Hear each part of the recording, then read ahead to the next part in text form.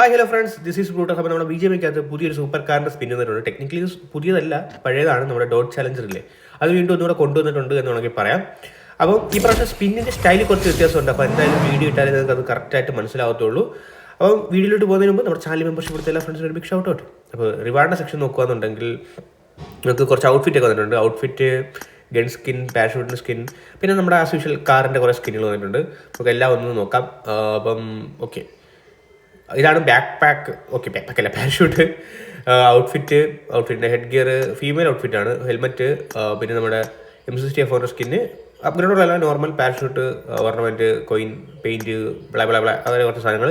പിന്നെ മേളിലായിട്ട് നമ്മുടെ സ്കിന്ന്, ഇതൊരു കാറിൻ്റെ സ്കിന്ന്, അതേ ഇത് തന്നെ ഒരു വേറെ ഗ്രാഫിക്സ് ഒക്കെ ചെയ്ത് നടക്കുന്ന സെറ്റപ്പ്. പിന്നെ വേറൊരു കാറ്.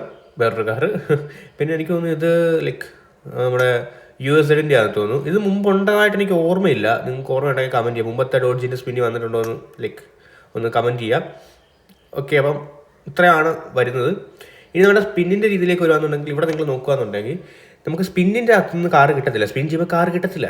യെസ് ഗൈസ്, നിങ്ങൾ കേട്ട സത്യമാണ്. സ്പിൻ ചെയ്യുമ്പോൾ കാറ് കിട്ടത്തില്ല. അതിന് പകരം ഒരു ക്രേറ്റ് ആണ് കിട്ടുന്നത്. ഓക്കെ, ഞാൻ കാണിച്ചു തരാം. ഓക്കെ, സ്പിൻ ചെയ്യുന്ന സമയത്ത് നമുക്ക് ഇവിടെ കുറേ ക്രേറ്റുകൾ കിടപ്പുണ്ട്. അതെ, ആദ്യം ഈ ക്രേറ്റ്, ഇപ്പോൾ ഈ ഒരു ക്രേറ്റിൻ്റെ അകത്ത് ഈ ഒരു പാക്ക് എന്നാണ് പറയുന്നതിന്. അപ്പോൾ ഈ പാക്കിൻ്റെ അകത്ത് നമുക്ക് റാൻഡമായിട്ട് കാറിൻ്റെ സ്കിൻ. അപ്പോൾ ഈ പാക്കാണ് നിങ്ങൾക്ക് യൂസ് ചെയ്ത് സ്പിൻ ചെയ്യുമ്പോൾ കിട്ടുന്നതെന്നുണ്ടെങ്കിൽ അതിൽ നിന്ന് റാൻഡമായിട്ടായിരിക്കും കാറ്. രണ്ടാമതൊരു ഇതുണ്ട്, ക്രേറ്റ് ഉണ്ട്. ഇതിനകത്ത് നമുക്ക് ചൂസ് ചെയ്യാൻ പറ്റും. ഇഷ്ടമുള്ള കാറിൻ്റെ സ്കിൻ ഏതാണെന്ന് വെച്ചാൽ നമുക്ക് ചൂസ് ചെയ്തെടുക്കാൻ പറ്റും. മറ്റേതിനകത്ത് ചൂസ് ചെയ്തെടുക്കാൻ പറ്റില്ല, അതിന് പകരം റാൻഡം ആയിരിക്കും. അപ്പോൾ ആ ഒരു വ്യത്യാസമുണ്ട് ഫ്രണ്ട്സ്. അപ്പം ഇങ്ങനെയാണ്. പിന്നെ നമുക്ക് ലൈക്ക് പെയിൻറ്റ് കിട്ടുകയാണെന്നുണ്ടെങ്കിൽ നമുക്ക് ഇഷ്ടമുള്ള രീതിയിലേക്ക് കസ്റ്റമൈസ് ചെയ്യാൻ പറ്റും. കാറ് വേറെ കളറാക്കാൻ പറ്റും. ഈ പച്ച കാർ ഒരു രക്ഷയില്ല. പച്ച കാറിനേക്കാൾ നല്ലത് എനിക്ക് തോന്നുന്നു ആ പച്ച കാറില്ലേ, പച്ച ഗ്രീൻ കാർ, ഈ കാറ് യെല്ലോ ആക്കണം. യെല്ലോ ആക്കുമ്പോൾ നമ്മുടെ ബംബിൾ ബീയുടെ ഒരു ഇത് വരും. എനിക്കങ്ങനെ തോന്നി. നൈസായിരിക്കും.